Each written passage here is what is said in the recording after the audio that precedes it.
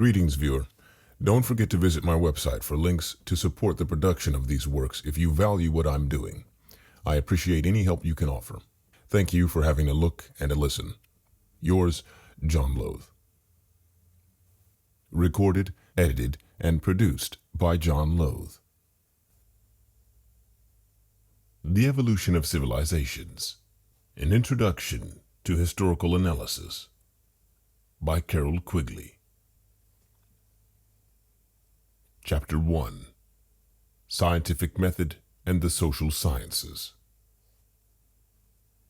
During the summer that I was 12 years old, I walked 4 or 5 times a week to fish from Hingham Bridge. The distance was about 5 miles, part of it along a high railroad embankment that had been ballasted with crushed quartz. In this ballast were hundreds of quartz crystals. Each day I stopped a while to look for a perfect crystal.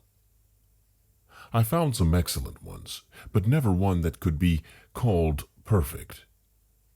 The books I consulted told me that a quartz crystal should be a hexagonal prism with a regular hexagonal pyramid at the end. The ones I found were invariably irregular in some way, with sides of varying sizes, frequently with several crystals jammed together so that, in seeking to share the same material, they mutually distorted each other's hexagonal regularity. After several weeks of casual searching, I found 3 or 4 crystals that were almost perfect, at least at the pyramidal end. But to find these, I had examined and discarded hundreds of distorted crystals. By what right, I asked, did the books say that quartz crystals occurred in regular pyramidal hexagonal prisms, when only a small percentage of those found had such a shape? Obviously, the books meant that crystallized quartz has a tendency to take hexagonal form, and will do so unless distorted by outside forces. The fact that 99% are distorted does not deter the scientist from forming in his mind an idealized picture of an undistorted crystal, or from stating in books that quartz crystals occur in that idealized form. Later, when I studied science in school and college, I found that most scientific laws were of this idealized character. They were not statements of what actually happens in the world, or of what we observe through our senses, but rather were highly idealized and much oversimplified relationships that might occur if a great many other influences, which were always present, were neglected. I found that the most highly praised scientific laws attributed to great men like Galileo or Newton were of this character. It was a blow to discover that Newton's law of planetary motion did not in fact describe the movements of the sun's satellites as we observe them, except in a very approximate way. In some cases, notably that of the planet Mercury, the approximation was by no means close. Still later, when my interests shifted from the physical sciences to the social sciences, and I worked with students of human society who were generally lacking in any close familiarity with the natural sciences, I found a curious situation. The social scientists usually had erroneous ideas about the methods and theories of natural science, believing them to be rigid, exact, and invariable. Accordingly, they felt that these methods were not applicable to the social sciences. Thus I found that natural scientists were quite prepared to accept as a law a rule that was only approximately true, or was true in only one case in 100, while the social scientists were reluctant to accept any rule that was only approximate, or even one that had no more than one exception in 100 cases. After years of work in both areas of study, I concluded that the social sciences were different, in many important ways from the natural sciences, but that the same scientific methods were applicable in both areas, and indeed that no very useful work could be done in either area except by scientific methods. In both areas, the laws arising from the use of scientific methods will be idealized theories, reflecting observed phenomena only approximately. But these theories must be based on our observations, and any wide failure of approximation or any totally inapplicable cases must either be explained in terms of unconsidered outside factors, or the theories themselves must be changed to cover such variant observations. The laws of historical change described in this book seem to me to fit the observed cases, at least as closely as most of these theories of natural science. Most of the laws I shall mention apply, without exception, or with only slight explicable divergences, to all the cases I know. They are, then, it would seem to me, as worthy of consideration as the scientific laws on the formation of crystals. Before proceeding to examine any theories of historical change, we should review what we understand by the term scientific method. In general, this method has three parts, which we might call 1. Gathering evidence, 2. Making a hypothesis, and 3. Testing the hypothesis. The first of these, gathering evidence, refers to collecting all the observations relevant to the topic being studied.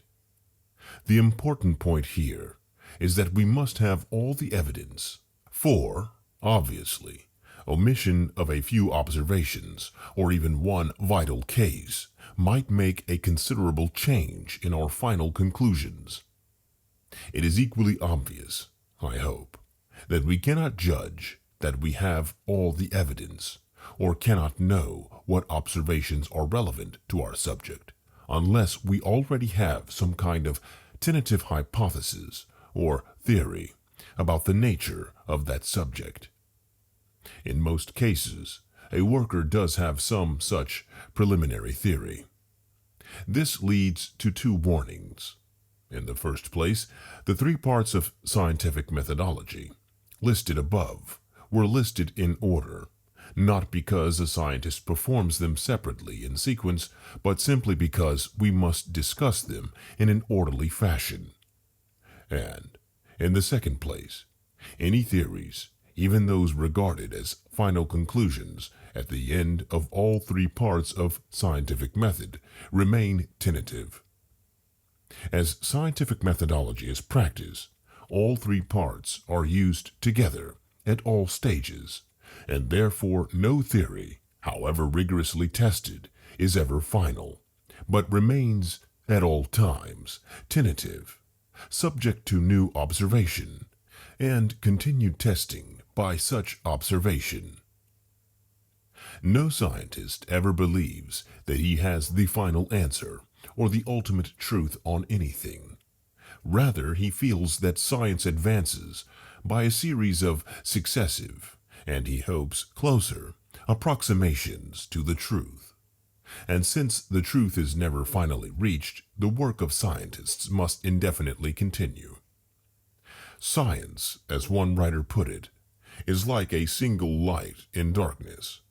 As it grows brighter, it shows more clearly the area of illumination, and simultaneously lengthens the circle of surrounding darkness. Having gathered all the relevant evidence, the scientist may proceed to the second part of scientific methodology, making a hypothesis. In doing this, two rules must be followed. A. The hypothesis must explain all the observations, and B. The hypothesis must be the simplest one that will explain them.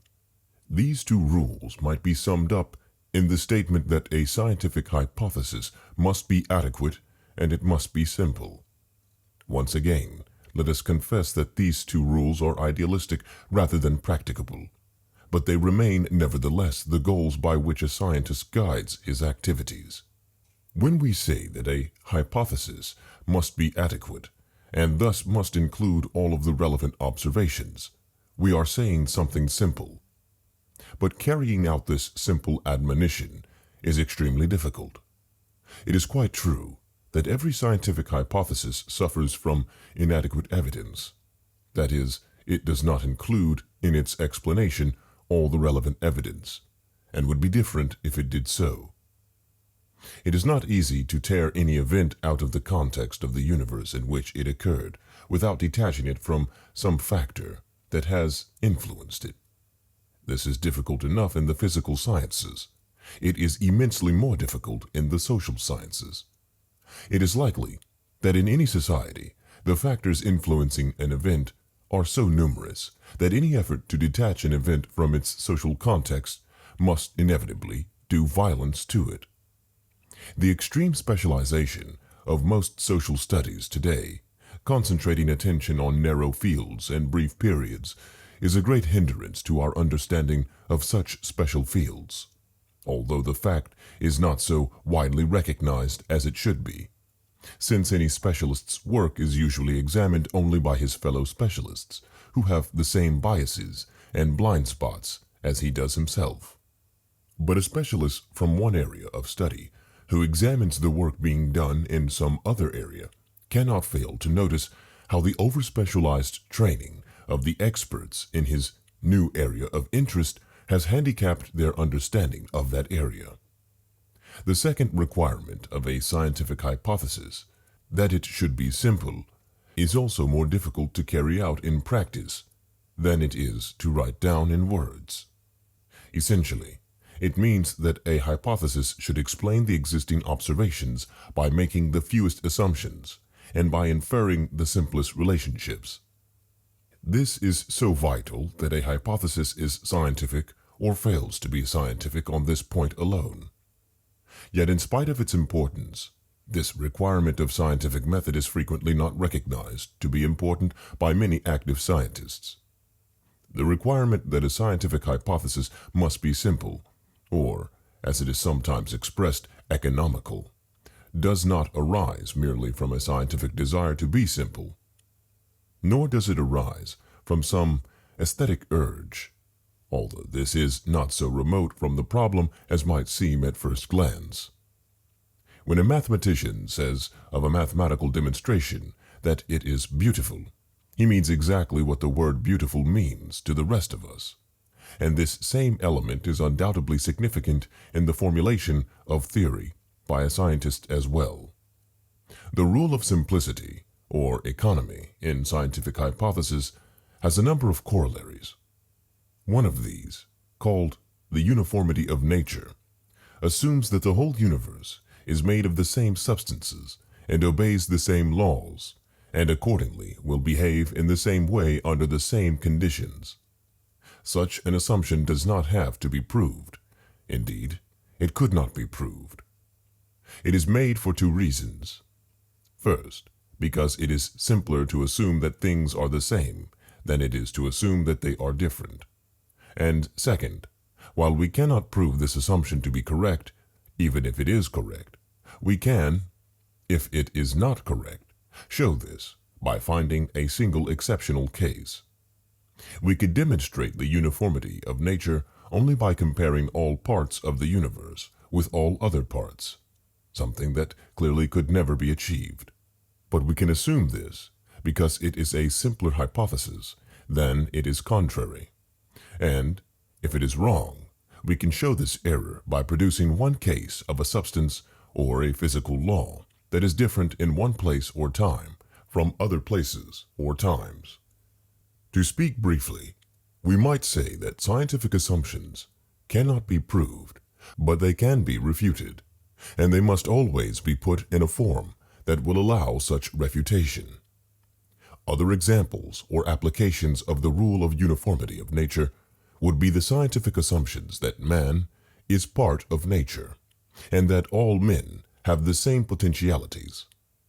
Neither of these could be proved, because this would involve the impossible task of comparing all men with one another, including both past and future men, and with non-human nature. But these assumptions can be made under the rule of simplicity of scientific hypothesis, or its corollary, the rule of the uniformity of nature. Thus, they do not require proof. But, on the other hand, if these assumptions are not correct, they could be disproved by one or a few clear-cut cases of exceptions to the rule. Thus, in the final analysis, these rules about scientific hypothesis are not derived from any sense of economy or of aesthetics, but rather arise from the nature of demonstration and proof.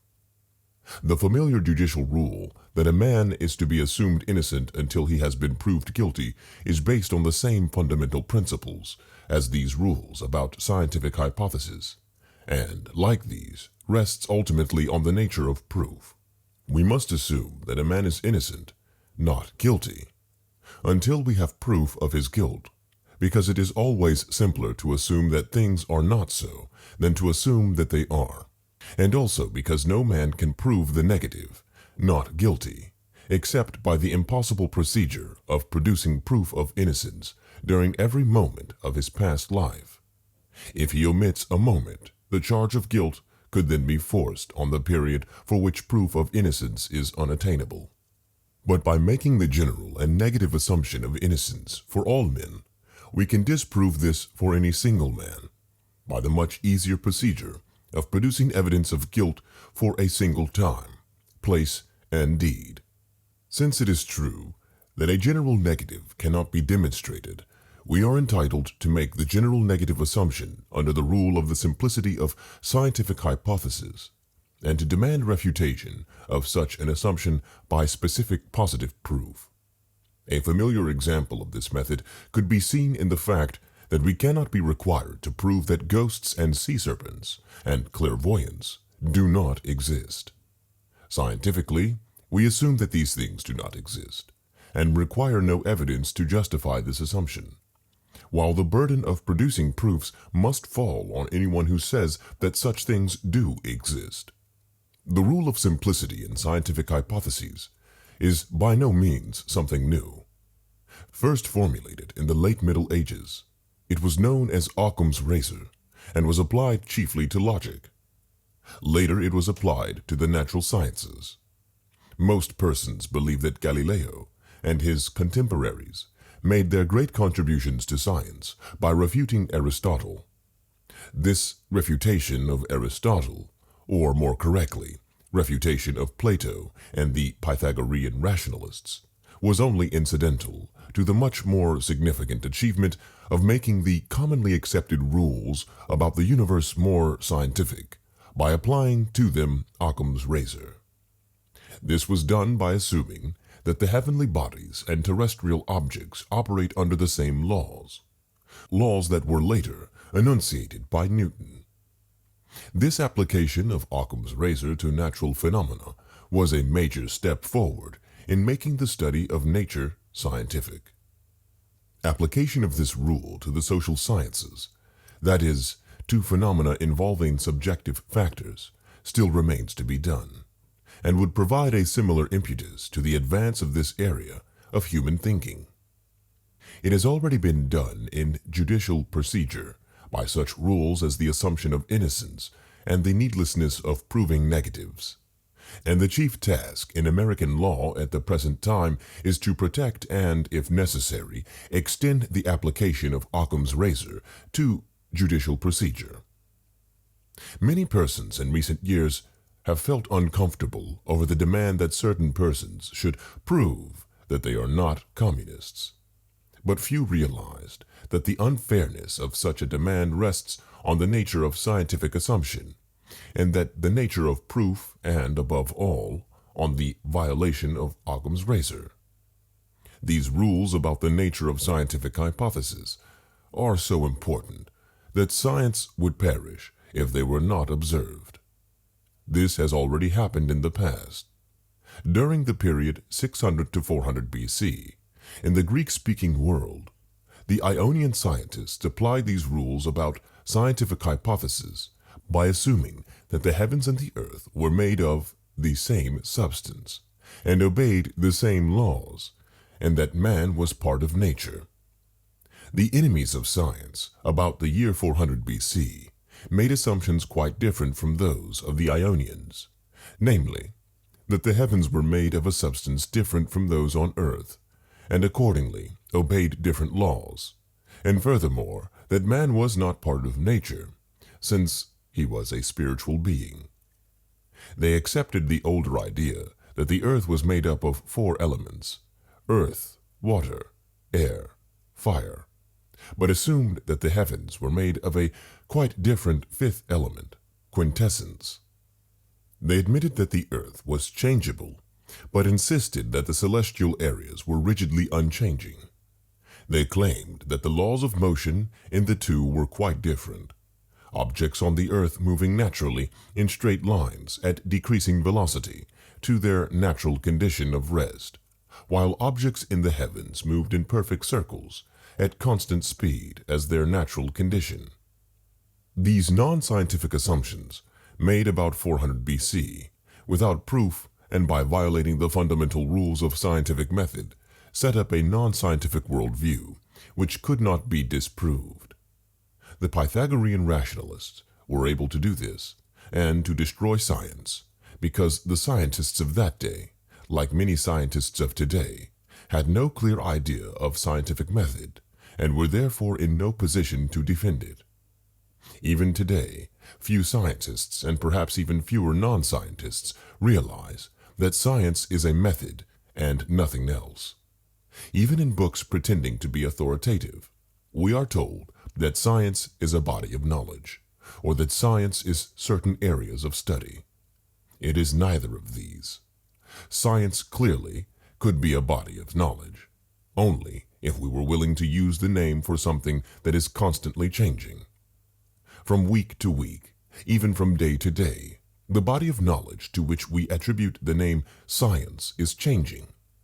The beliefs of one day being sooner or later abandoned for quite different beliefs. Closely related to the erroneous idea that science is a body of knowledge is the equally erroneous idea that scientific theories are true. One example of this belief is the idea that such theories begin as hypotheses and somehow are proved and become laws. There is no way in which any scientific theory could be proved, and as a result, such theories always remain hypotheses. The fact that such theories work and permit us to manipulate and even transform the physical world is no proof that these theories are true. Many theories that were clearly untrue have worked and continue to work for long periods.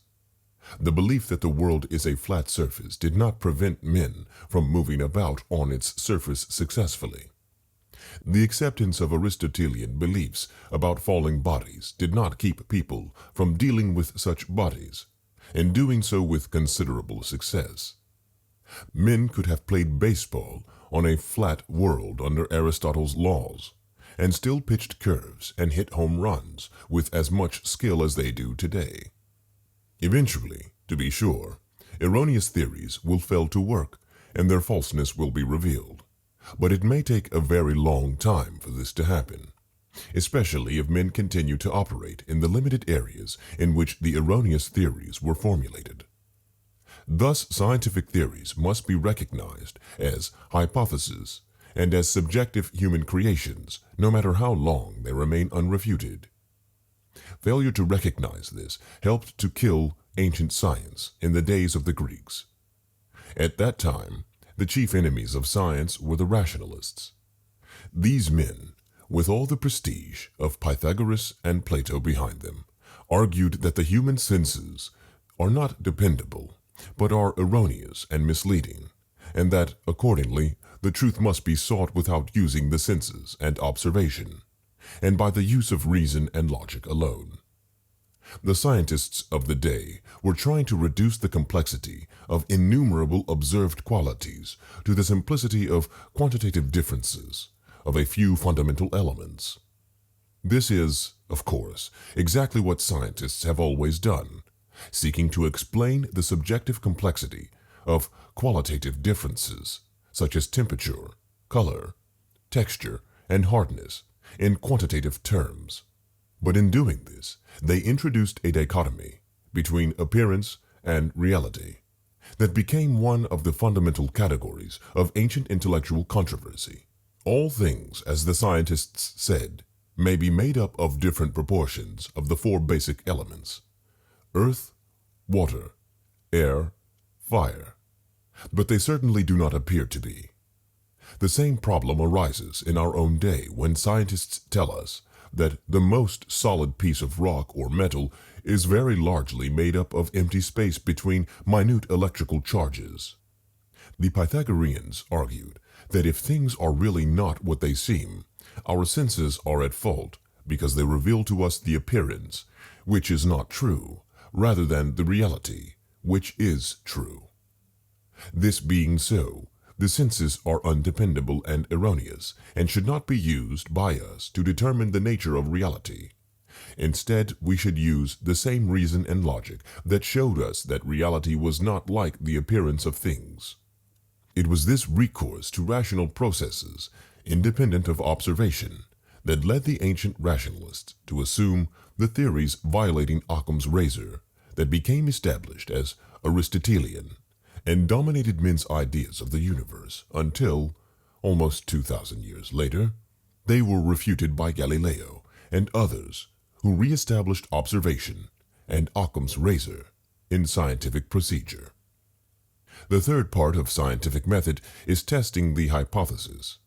This can be done in three ways: A, by checking back; B, by foretelling new observations; and C, by experimentation with controls. Of these, the first two are simple enough. We check back by examining all the evidence used in formulating the hypothesis, to make sure that the hypothesis can explain each observation. A second kind of test, which is much more convincing, is to use the hypothesis to foretell new observations. If a theory of the solar system allows us, as Newton's did, to predict the exact time and place for a future eclipse of the sun, or if the theory makes it possible for us to calculate the size and position of an unknown planet that is subsequently found through the telescope, we may regard our hypotheses as greatly strengthened. The third type of test of a hypothesis, experimentation with controls, is somewhat more complicated. If a man had a virus he believed to be the cause of some disease, he might test it by injecting some of it into the members of a group. Even if each person who had been injected came down with the disease, the experiment would not be a scientific one and would prove nothing. The persons injected could have been exposed to another common source of infection, and the injection might have had nothing to do with the disease. In order to have a scientific experiment, we must not inject every member of the group, but only every other member, keeping the uninjected alternate members under identical conditions, except for the fact that they have not been injected with the virus. The injected members we call the experimental group. The uninjected persons we call the control group. If all other conditions are the same for both groups, and the injected experimental group contract the disease, while the control group do not, we have fairly certain evidence that the virus causes the disease. Notice that the conditions of the control group and the experimental group are the same, except for one factor that is different: the injection, a fact allowing us to attribute any difference in final result to the one factor that is different. The nature of experimentation with controls must be clearly understood, because it has frequently been distorted from ignorance or malice. A number of years ago, a book called Science is a Sacred Cow made a malicious attack on science. In this work, the method of experimental science was explained somewhat like this: on Monday, I drink whiskey and water and get drunk. On Tuesday, I drink gin and water and get drunk. On Wednesday, I drink vodka and water and get drunk. On Thursday, I think about this and decide that water makes me drunk, since this is the only common action I did every day. This perversion of scientific method is the exact opposite of a scientific experiment. In this performance, we assumed that all conditions were different except one, and attributed cause to the one condition that was the same. In scientific method, we establish all conditions the same except one, and attribute causation to the one factor that is different. In the perversion of scientific method, we made an assumption that was not proved and probably could not be proved, that all conditions except drinking water were different. And then we tried to attribute causation to the one common factor. But there never could be only one factor the same, since as an experimental animal, I was breathing air each day and doing a number of other common actions, including drinking alcohol. There would perhaps be no reason to pay attention to this perversion of science if it were an isolated case. But it is not an isolated case. Indeed, the book in question, Science is a Sacred Cow, attracted undeserved attention and was publicized in America's most widely read picture magazine as a worthy book and a salutary effort to readjust the balance of America's idolatry of science. The magazine article in question reprinted extracts from the book, including the section on experimental method, and seriously presented to millions of readers the experimental proof that water is an intoxicant as an example of scientific method. Scientific method, as we have presented it, consisting of observation, making hypotheses, and testing, is as applicable to the social sciences as it is to the natural sciences. To be sure, certain variations in applying it to the social sciences are necessary, but this is equally true of various parts of the natural sciences. These variations are most needed in testing hypotheses. Even in the natural sciences, we frequently cannot use two of the three kinds of testing. We cannot use forecasting in the study of earthquakes or geology in general. We cannot use controlled experiments in these fields or in astronomy. But these deficiencies do not prevent us from regarding geology or astronomy, seismology, or meteorology as sciences. Nor should similar deficiencies, especially difficulty in forecasting and the impossibility of controlled experimentation, prevent us from applying the scientific method to the social sciences. The applicability of scientific method to the study of society has also been questioned on the ground that theories of the social sciences are too changeable. We are told that every generation must rewrite the history of the past, or even that every individual must form his own picture of history. This may be true to some extent, but it is almost equally true of the natural sciences. Science is a method, not a body of knowledge or a picture of the world. The method remains largely unchanged, except for refinements, generation after generation. But the body of scientific knowledge resulting from the use of this method, or the world picture it provides, is changing from month to month and almost from day to day. The scientific picture of the universe today is quite different from that of even so recent a man as Einstein, and immensely different from those of Pasteur and Newton. And even at a given moment, the body of knowledge possessed by a single scientist, or the world picture he has made from that knowledge, is quite different from that possessed by other scientists. Yet such persons are all worthy to be called scientists if they use scientific method. The same is true in the social sciences. The one major difference between the natural sciences and the social sciences is the assumption made in the former that human thoughts cannot influence what happens. This is an assumption justified by the rule of simplicity, although few persons recognize that it is. There is a considerable body of evidence that human thoughts can influence the physical world, but this evidence, segregated into such fields as parapsychology or the psychic world, is not acceptable to the natural sciences. As a result, phenomena such as poltergeist manifestations, largely because they cannot be repeated on request, go unexplained and are generally ignored by the natural sciences. The latter continue to assume that physical processes are immune to spiritual influences.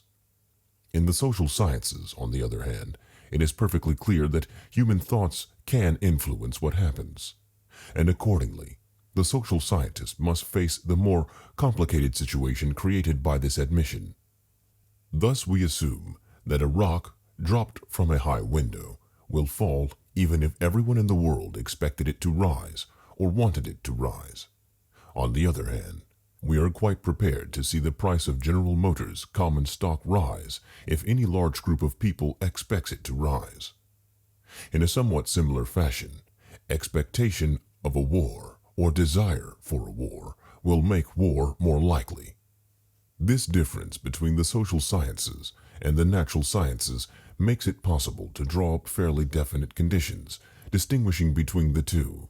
The natural sciences are concerned with phenomena where we do not expect subjective factors to influence what happens, while the social sciences are concerned with phenomena where subjective factors may affect the outcome. In this book, we are concerned with the social sciences, thus defined, and particularly with the effort to apply a scientific method of observation, formulation of hypotheses, and testing to such phenomena. The enormous size of this field has made it advisable to curtail our attention to the process of social change, especially in civilizations. If you enjoyed this recording, you can find more and support the production of these works at my website, johnlothe.wordpress.com. That's www.johnlothe.wordpress.com. Thanks for having a look and a listen. Your friend, John Lothe.